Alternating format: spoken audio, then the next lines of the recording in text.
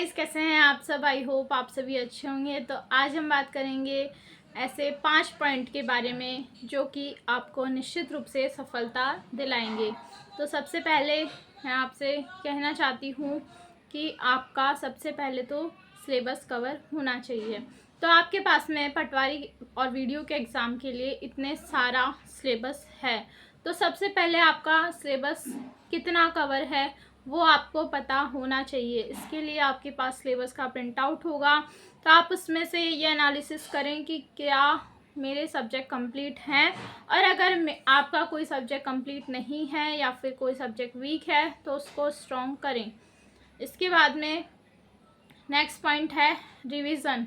Revision सबसे ज़्यादा important role play करता है। अगर मैं कहूँ कि इन 5 पॉइंट में सबसे ज़्यादा इम्पॉर्टेंट कौन सा पॉइंट है, तो ये दूसरा पॉइंट है जो कि है रिवीजन का। तो रिवीजन आप जितनी बार करोगे उतना ज़्यादा आप अपने आप में कॉन्फिडेंस लेकर के आओगे और दूसरों से अपने आप को अलग पाओगे। क्योंकि जब हम पढ़ लेते हैं, एक बार पढ़ लिया और फिर उस टॉपिक को हमने कुछ टाइम तक नहीं पढ़ा, तो डेफिनेटली हम उसको भूल जाते हैं और हमारा कॉन्फिडेंस भी डाउन हो जाता है कि ये क्वेश्चंस तो मुझे याद ही नहीं है, ये तो मैंने पढ़ा था पर फिर भी मुझे नहीं आ रहा है। तो इसके लिए आपको रिवीजन करना है। रिवीजन करने का आपका तरीका अलग अलग हो सकता है। कुछ लोग हाईलाइट करते हैं, कुछ लोग शॉर्ट नोट्स बनाते हैं, पर किसी भी तरह से आपको एटलीस्ट 4-5 बार रिवीजन करके जाना है। उसके बाद तीसरा पॉइंट है टेस्ट सीरीज़ का। टेस्ट सीरीज़ भी बहुत इम्पॉर्टेंट है। कुछ लोग टेस्ट सीरीज़ को लेकर के नर्वस हो जाते हैं जब कम नंबर आते हैं, पर नर्वस होने की बजाय टेस्ट सीरीज़ आपको यह एनालिसिस करने को देती है कि ये क्वेश्चन आपका गलत हो रहा है, तो अगली बार ये गलत नहीं होना चाहिए। इसके लिए आपको क्या करना है, उन क्वेश्चंस को नोट डाउन करें जो आपके गलत हो रहे हैं। और किसी भी टेस्ट सीरीज़ का जब आप सॉल्यूशन देखते हो तो उसमें टेस्ट के क्वेश्चंस के आंसर का पूरा सॉल्यूशन दिया होता है, तो उसको नोट डाउन करना बहुत ज़रूरी है जो क्वेश्चन आपका गलत हुआ है।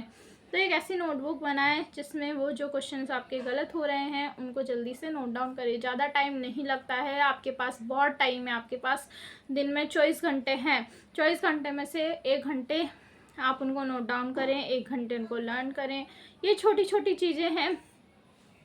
जैसे मानो आपने आज एक क्वेश्चन गलत किया और वही एग्ज़ाम में आ गया, तो आपका एक क्वेश्चन तो गया। और अगर आज आपने उसको नोट डाउन कर लिया और कल उसको याद कर लिया, तो नेक्स्ट एग्ज़ाम में या फिर अगर मेन एग्ज़ाम में वो क्वेश्चन आता है तो वो आपका गलत नहीं होगा और इससे आपका कॉन्फिडेंस भी बढ़ेगा।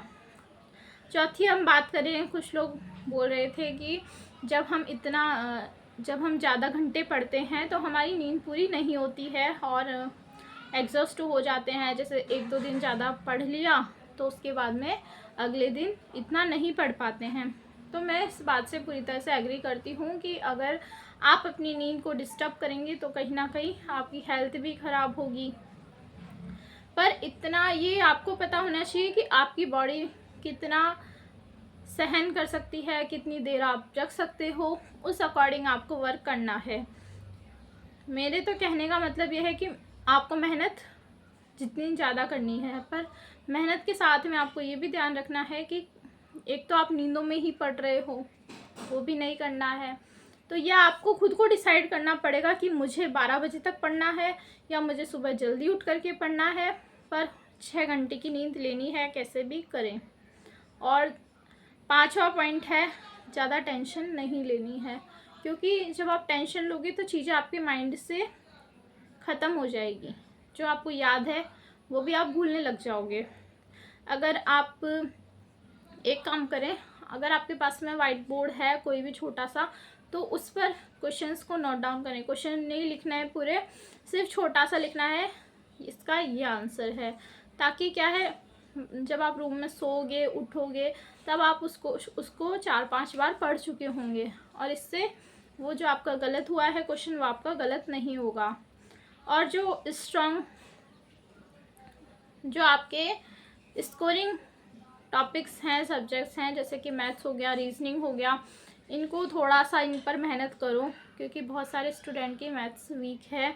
तो इतनी भी मुश्किल नहीं है, आपने 10th तक पढ़ी है तो थोड़ा सा अगर आप इन पर वर्क करें, जो क्वेश्चन गलत हो रहे हैं उनको लिख लिख करके सॉल्व करें।